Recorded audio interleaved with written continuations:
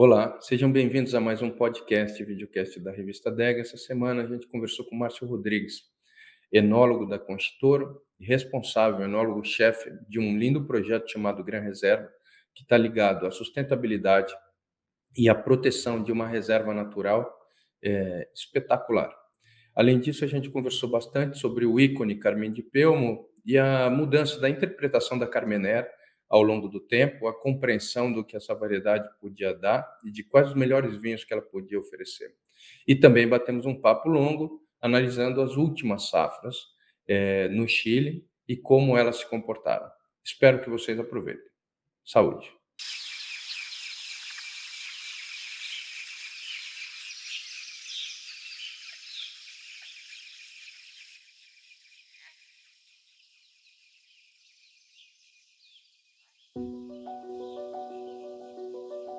Isto deu origem ao Gran Reserva, uma marca comprometida em proteger, regenerar e restaurar a enorme biodiversidade que vive em todos os nossos vinhedos, localizados nas margens dos rios das regiões vinícolas mais importantes do Chile.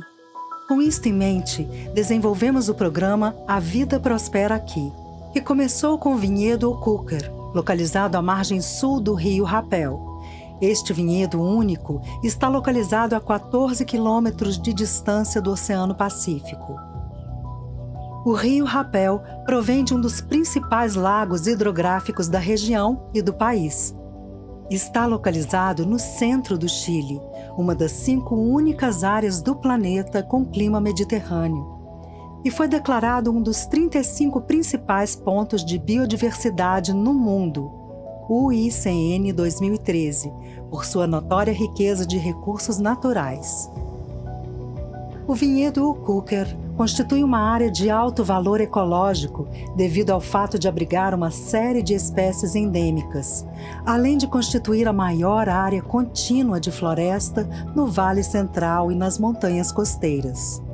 A propriedade Ocuker possui 443 hectares de vinhedos plantados e 487 hectares de floresta nativa. Em outras palavras, há 1,1 hectares de floresta protegida para cada hectare de vinhedos plantados, oferecendo mais proteção à biodiversidade e agindo como habitat para espécies naturais. Quando se trata de biodiversidade, descobrimos que 65% da flora identificada neste vinhedo são espécies nativas do Chile, assim como 91% da fauna, que inclui uma grande porcentagem de aves, 97% que são nativas desta terra. E queremos continuar difundindo benefícios para a natureza. Nosso objetivo até 2025 é plantar 30 mil árvores nativas, regenerando as condições naturais para que Ocuker possa se tornar uma gran reserva da biodiversidade. Ao proteger e replantar florestas nativas e espécies, pretendemos restaurar a biodiversidade e também evitar a erosão, que prejudica a qualidade dos cursos d'água devido à sedimentação. Através deste aumento da folhagem verde, procuramos também melhorar a regulação da água e da umidade, contribuindo para a restauração das espécies nativas.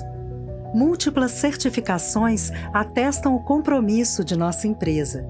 Fomos recentemente certificados como B Corp, que reconhece empresas que atendem a altos padrões de gestão ambiental e desempenho social. Vinha Concha e Toro também aderiu à Iniciativa Global de Biodiversidade e BioAtlas em 2021, um projeto da União Internacional para a Conservação da Natureza, IUCN, e Nature Metrics, que busca fazer um censo das espécies presentes em um ecossistema e seus hábitos migratórios. Também fazemos parte da Water Footprint Network e somos certificados pelo Forest Stewardship Council, e 100% da eletricidade utilizada para elaborar os vinhos Gran Reserva provém de fontes renováveis de energia. Além disso, todas as práticas vinícolas são certificadas como sustentáveis pelo Código de Sustentabilidade da Wines of Chile.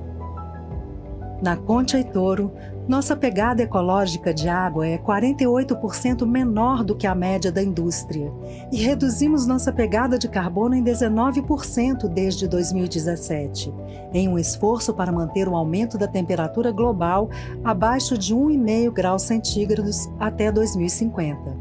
Através de cada garrafa de Gran Reserva, nós, conscientemente, apreciamos retribuir à natureza e contribuir para um futuro regenerativo. Porque é disso que se trata o Gran Reserva, fazer a vida prosperar.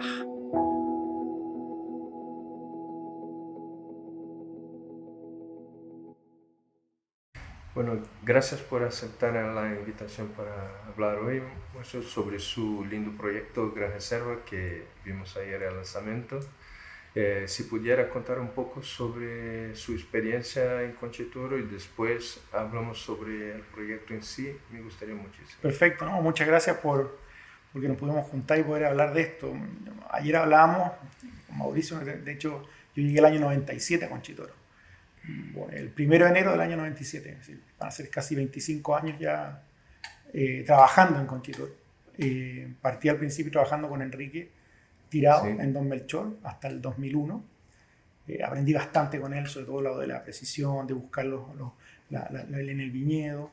Y después pasé a Peumo, que era la bodega de los Carmener. En ese tiempo no se conocía mucho del Carmener, pero había bastante Carmener, una bodega tan antigua como Pirque. De hecho, Pirque, que es donde está la casona de Concha y Toro, es propiedad de Don Melchor, y el Fundo Peumo, donde estoy trabajando ahora, era la otra propiedad también, eran las originales de Concha y Toro. Entonces fue una cosa bastante desafiante. Partí trabajando en todo lo que era Casillo del Diablo, sobre todo en los tintos, y después fui tomando este proyecto de Gran Reserva, que partió en el 2001 en la plantación de los viñedos, y después me hice cargo de la línea Terruño y Carmín de Perú. En Carmín empezaste trabajando con Ignacio. Con Ignacio en Terruño, porque cuando yo llegué el 2001 a Peumo, trabajamos con Ignacio en el Terruño Carmener. Y el 2003 se lanzó el primer Carmín. Entonces yo ya llevaba varias vendimias en Peumo. De hecho, usamos un cuartel que nunca se había usado ni siquiera para Terruño ni nada. Era un cuartel que estaba en otro lugar o en otra sección de este viñedo tan grande. Y a mí me pareció muy atractivo porque era un viñedo que se parecía mucho a lo que estaba al otro lado del río Cachapoal, con los viñedos antiguos. Entonces cuando yo probaba la uva, y de hecho a Ignacio le dije: Ignacio, mira, sabes que esta uva es distinta a la que tenemos del clásico 27, que nos gustaba mucho. Hay una elegancia diferente, había unas texturas de sabores más rojas que en el otro. Y Ignacio dijo: vinifiquemos algo diferente, distinto, no lo mezclemos con lo otro. Y ahí empezó a nacer la historia la primera cosecha fue el 2003. Después la 2004 la saltamos, no encontramos que la uva tuviera la calidad, y el 2005 volvimos a hacer Carmín, y así hemos avanzado. La cosecha que ha ponido Carmín en el mapa del mundo con Wine Spectator ha sido la 2003 y 2005. Sí. Sí, muy entretenido. Catar con Ignacio fue una de las... Es una experiencia. Es una experiencia, sí. Es la primera vez que catamos. Yo he hecho una crítica al vino y él dicho que yo no sabía lo que hacía. Y en la segunda vez que catamos, él dice que yo era el mejor catador del mundo, así que no sabía. Pensé así, ¿será que se olvidó de la primera vez que catamos? Pero era un genio, ¿no? Yo llevo 23 años trabajando con él, y me pasa a diario. Hay ratos que me quiere, hay ratos que me odia, y uno ya lo entiende que es su forma de ser, pero es muy creativo, es muy... lo que yo aprendí mucho de él es la minuciosidad. Siempre se puede mejorar la mezcla, siempre se puede hacer alguna cosa diferente. Sí, y estamos ahí probando.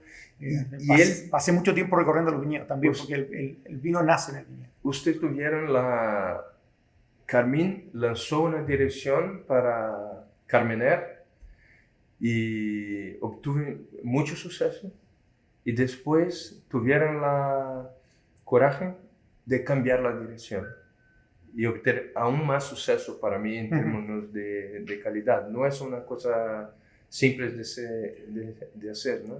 Es decir, yo creo que hay dos etapas en el Carmín, en el sentido del principio, que tenía mucho Cabernet Sauvignon, Era un 10 hasta un 15% de Cabernet Sauvignon y el resto era Carmener, y con vinos un poco más, tal vez más estructurado, con mucho más alcohol, mucho más potente. Había más extracción también. Exactamente, ¿no? mucho más extracción. Más madurez. Y cuando me empezó a tocar a mí tomar el proyecto, y Ignacio ahora con nosotros es nuestro asesor, Sí. si yo trabajo con él, le presento. Yo siempre he vinificado los lotes. Después que estaban listos, yo se los mostraba a Ignacio y él hacía los cortes conmigo. Sí. Pero era el que dirigía el tema. Ahora es al revés, yo vinifico, le presento mis ideas y vamos un poco haciéndolas. Y uno de los cambios que yo quise hacer fue ya, porque al principio teníamos un poco de temor del Carmener, no se conocía en ningún lado. Sí. Y era un poquito que era muy verde, entonces queríamos hacer vinos tal vez más californianos, un poco más robustos, Sí. para que no se notara tanto. Pero yo creo que ya debemos perder ese miedo, ya conocemos la variedad. Entonces lo que hicimos fue bajar el Cabernet. A Ignacio le gusta mucho el Cabernet, yo intenté bajar más el Cabernet y potenciar el Cabernet Franc. Yo siento que el Cabernet Franc con el Carmener se juntan mucho, se atraen mucho y se complementan mucho. Por lo tanto, en las nuevas cosechas ha ido desapareciendo el Cabernet Sauvignon y aumentando más el Cabernet Franc. ¿Cómo usted describiría el papel de Cabernet Franc y Carmener en la mezcla? Son muy hermanos, porque el Cabernet Sauvignon es muy avasallador, es muy dominante. Cuando uno lo pone en la mezcla, domina al Carmener. En cambio, el Cabernet Franc tiene cosas muy en común. Tiene esa nota un poco piracínica, a veces un poco más herbal, de frescor, pero tiene una sedosidad en la boca. Entonces, cuando uno lo mezcla con el Carmener, se abrazan y se complementan y bailan muy bien en la botella. Entonces, eso nos ha gustado mucho. Un poco lo que tú contabas. Al principio Ignacio decía, no, está ahí loco, no, esto no puede ser, hay que poner Cabernet. Y de a poco le fui mostrando, y él mismo, sí, después al revés, como tú dices, me dijo, oye, esto es lo que tenemos que hacer. Y era como un poco, pero ha sido muy consensuado. Así, para mí es un gran aporte, Ignacio, trabajar con él es fundamental. ¿Y Terruño Carmener sale de la misma región, del mismo viñedo? Sí, casi. En Peumo son 450 hectáreas de viñedo solo de Carmener. Okay. El campo tiene 1000 hectáreas, 650 con viñedo. Hay 450 que son de Carmener.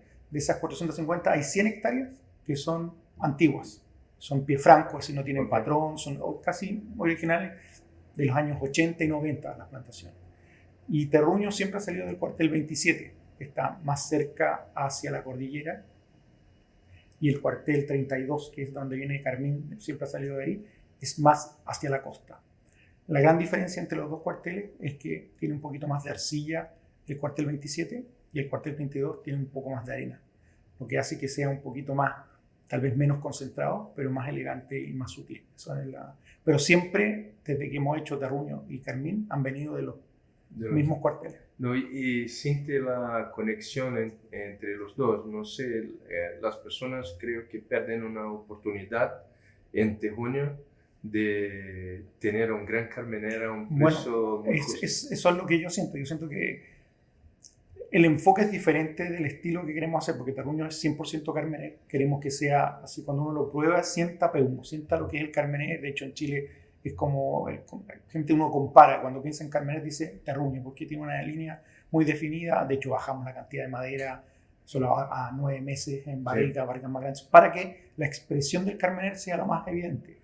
En el Carmín tratamos de hacer una cosa más compleja, más bordolesa de mezcla, para darle más complejidad y otras capas, pero tienen el mismo hilo conductor, se vinifican más o menos similar, la elección del momento también está hecha y hemos trabajado las mismas personas, no sé, los 20 y tantos años, entonces tiene una cosa muy, muy en común. Muy bien, muy bien. Y ahora está, bueno, ahora no, porque hace un par de años que lo hace, pero habla un poco de Gran Reserva. Bueno, como te contaba, este proyecto a mí me apasiona mucho porque nació cuando todavía no existía este proyecto. Los otros son proyectos que ya estaban. Entonces este partió de cero, ¿sí? Desde el terreno limpio, se plantaron los viñedos, vimos crecer, vimos las primeras producciones, sectores donde ahora, por ejemplo, Marchivo, donde viene el Cabernet, eran sectores donde había muy pocos viñedos y nosotros llegamos y empezaron a llegar Montes y otras personas a plantar también ahí. Y en Ocuque es diferente. Nosotros llegamos y no había nada y recién ahora están apareciendo algunos otros productores a plantar también. Entonces fue un proyecto muy bonito porque lo que buscábamos era estar viñedos cercanos a los ríos, Chile tiene muchos ríos. Sí. Desde el norte hacia el sur, hacia el norte son bastante más pequeños y hacia el sur la cordillera va bajando, por lo tanto se hacen más anchos, menos caudalosos. Hacia el norte son bastante más delgados y muy caudalosos. Pero desde Santiago hacia el sur tienen un caudal bastante más grande, es decir, su espacio para transportar agua es mayor. Pero lo más importante para nosotros era mostrar que Chile tiene el potencial de dar buenas uvas en distintas zonas que no sean las clásicas Maipo, Casablanca, Limarí tal vez, sino que mostrar que hay muchos microterroirs para vinos de calidad.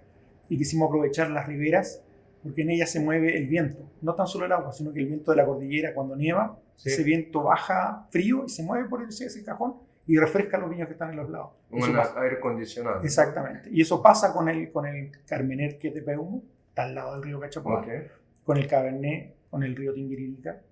Tinguiririca es el mismo río que la DEA Emiliana, ¿no? Sí, exactamente. Y están más cerca, pero no tanto. Pero es el mismo río. Y el río Rapel, a diferencia de los otros dos, que el efecto es más de la cordillera, en Ocuque estamos a 12 kilómetros del mar, por lo tanto es el mar que es muy frío, que no es como lo que tienen acá, es muy frío. El viento entra por ese cajón y refresca los viñedos del Sauvignon Blanc, haciendo que la uva madure un poquito más lento, se puedan concentrar los aromas, menos gasto de agua también. Y así fue como nació este proyecto, buscando zonas siempre, pero ligándonos a los ríos, porque nos daba esa sensación de poder esperar más las uvas para que se concentraran. Me gusta a mí decir cocción lenta, no esas cosas rápidas, sino que poder esperar el momento. Y nos dimos cuenta que avanzando en el tiempo, porque al principio era Gran Reserva Sede Riberas que se asociaba a los ríos, ahora es Gran Reserva solamente de Concha y Toro, pero viene con esa impronta que dijimos, oye, está en la ribera, ¿qué hacemos nosotros también para preservar lo que tenemos en la ribera? ¿Cómo podemos aportar también al medio ambiente? Si ya llevamos protección de bosques, que lo llevamos haciendo desde el 2011, no se había comunicado. Entonces dijimos, oye, nosotros estamos haciendo cosas, aprovechémoslo también de poner en los vinos, es decir, hagamos que nuestros vinos sean amigables con el medio ambiente, con la fauna, porque el vino al final nace no solo por la uva que está ahí, sino por el conjunto que está, que es la flora, la fauna y las personas. Yo creo que eso es lo gran importante de los vinos, más que en la bodega, nacen del lugar, pero el lugar es todo. Entonces por eso decimos, oye, ¿sabéis que debemos también conservar nuestro sector, aprovechar toda esta sinergia en estos vinos y mostrar que se pueden hacer vinos de calidad, siendo súper conscientes y ayudar al medio ambiente? Qué bueno, qué bueno. Las imágenes del video son espectaculares, sí.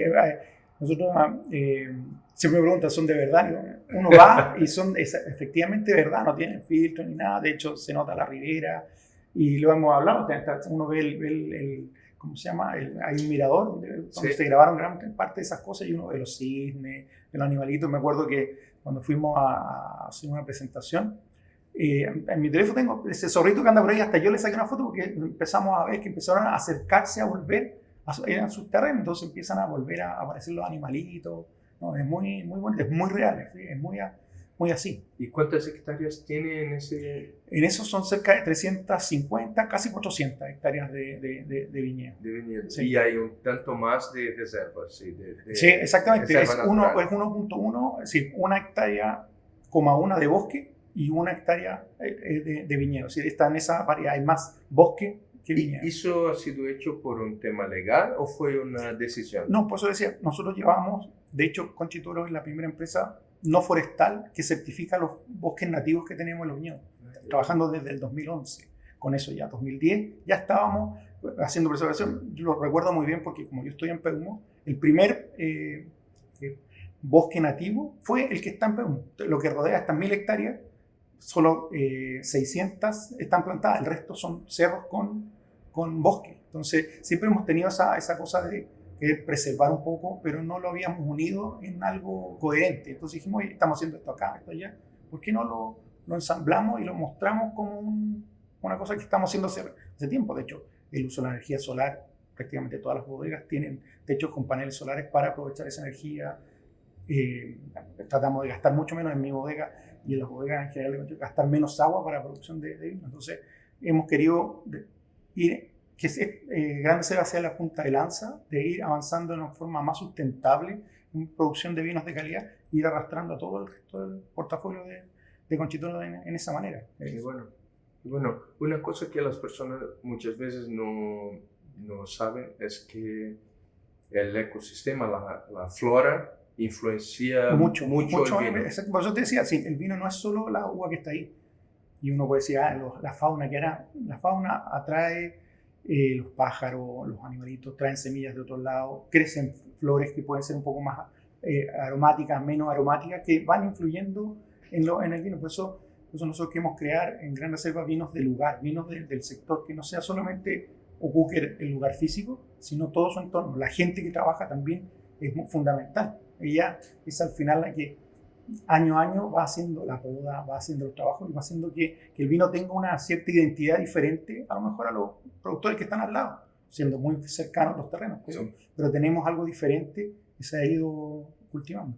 Y ese territorio de donde saca el Sauvignon Blanc es ese de la que vemos las Sí, exactamente, ¿no? Exactamente, que se ve el río y a los lados se ven los viñedos y el bosque. Es una cosa increíble. Sí. Y hay un lugar que cuando está bien despejado, podemos incluso ver el mar. O sea, si no la bruma a veces no deja verlo, pero uno ve el mar y es muy bonito porque uno después sigue el curso del río y se para justo donde desemboca en el mar. El viento, uno siente ese viento así como que llega a dar frío y te tira para atrás y uno siente que es el viento mismo que después va suavemente llegando hacia los viñedos. Entonces es muy impactante.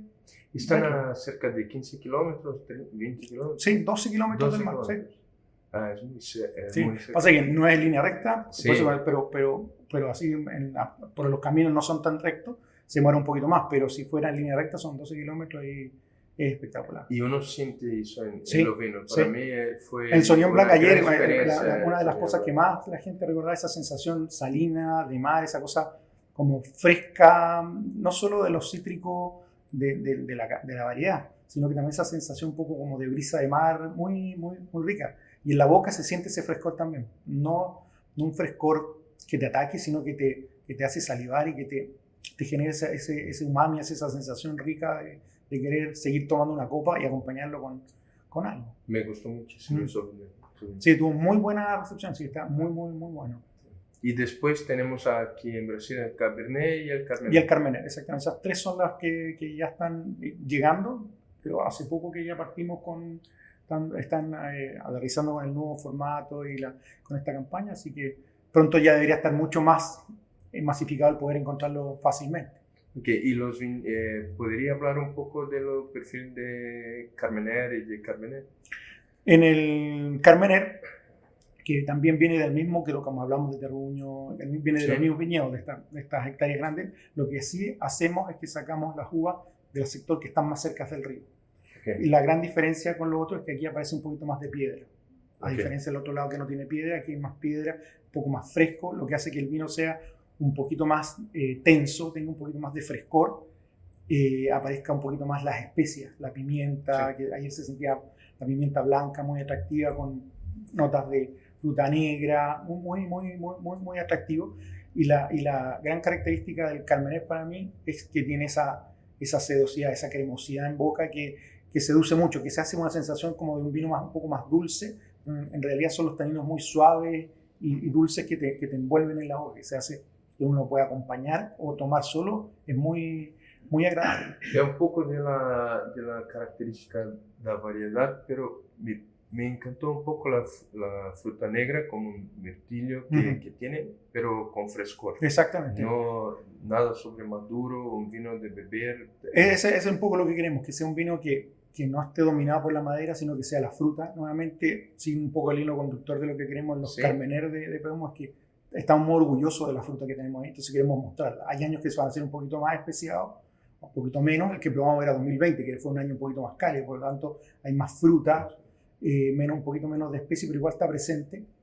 Y otra característica siempre vemos son la sedosidad en boca, esa cosa jugosa, larga, pero con un tanino muy, muy redondo. Una cosa que es muy interesante es que antes uno luchaba, peleaba contra el piracínico y ahora que lo abrazan, él ofende mucho menos las personas lo que cuando intentaban luchar contra él.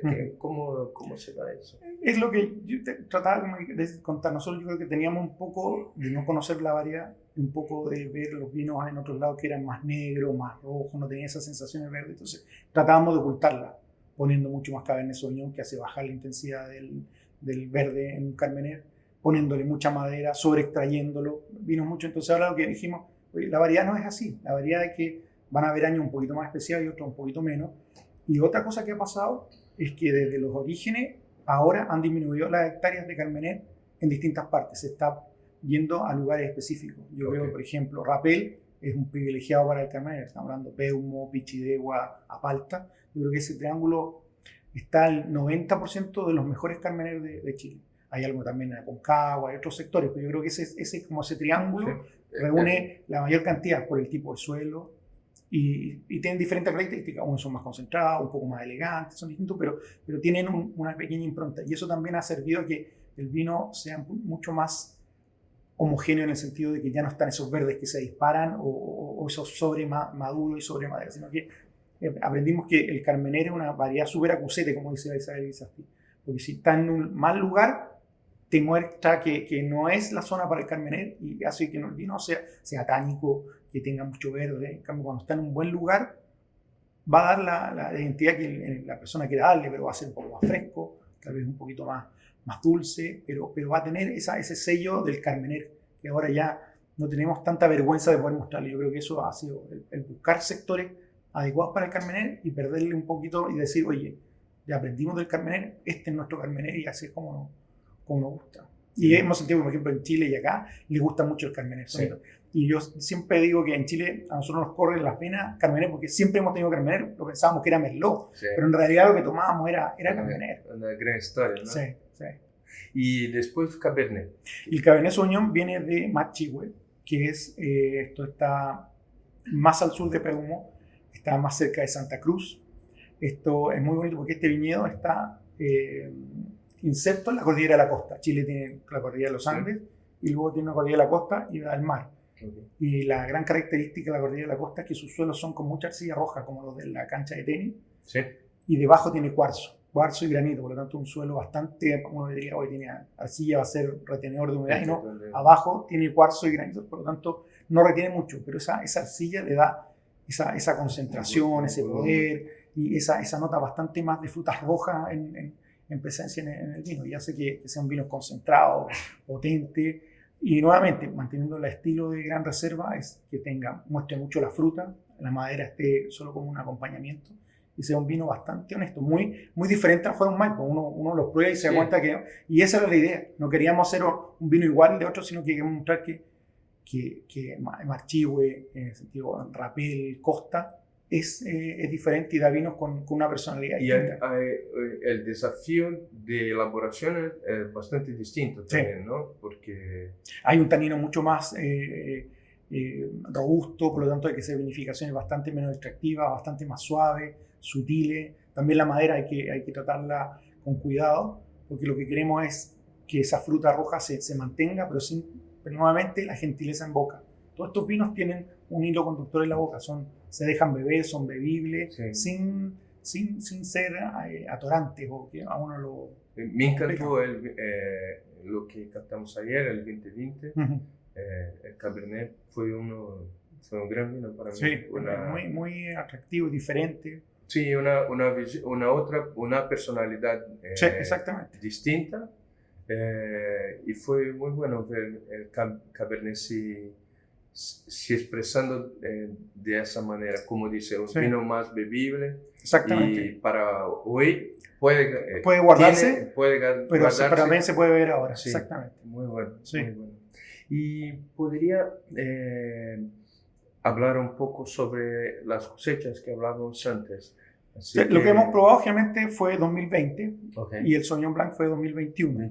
El 2020 fue un año muy cálido, fue una cosecha muy corta. Históricamente llegamos hasta mayo cosechando.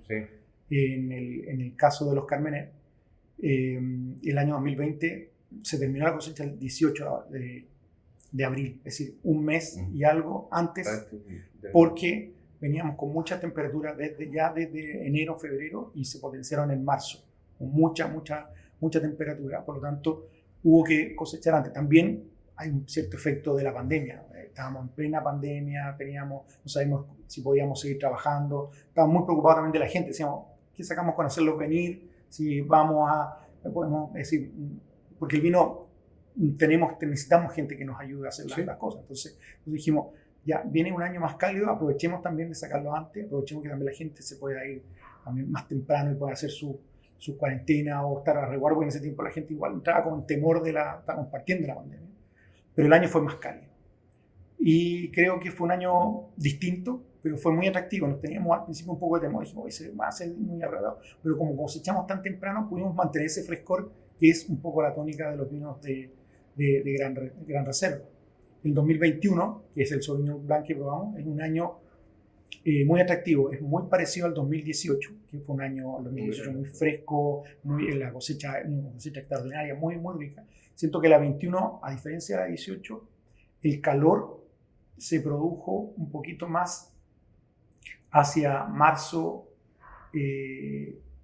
febrero, y cayó un poco de agua como a mediados de abril, a principios de marzo, lo que nos permitió alargar entonces le dio un frescor, una sensación mucho más atractiva al vino.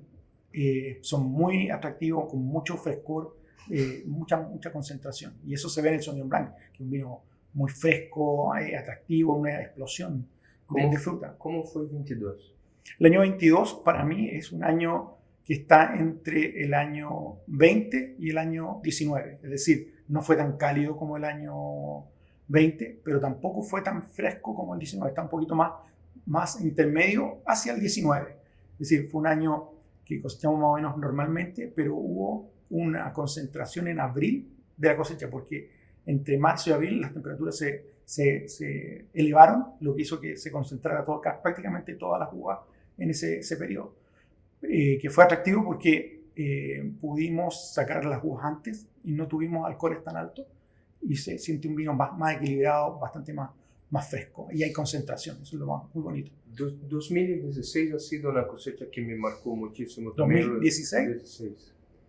¿Qué puede hablar de? Fue increíble esa cosecha, porque para nosotros fue la primera vez, a mí en la historia, que tuvimos una lluvia, pero a mediados de abril, hace un 10 de abril por ahí, me lo recuerdo, pero fueron 100 y tantos milímetros. Siempre a veces cae un poco de lluvia en las cosechas, pero aquí fueron en 2 días 100 y tantos milímetros. Entonces fue una cosa así, casi como un knockout en algún momento.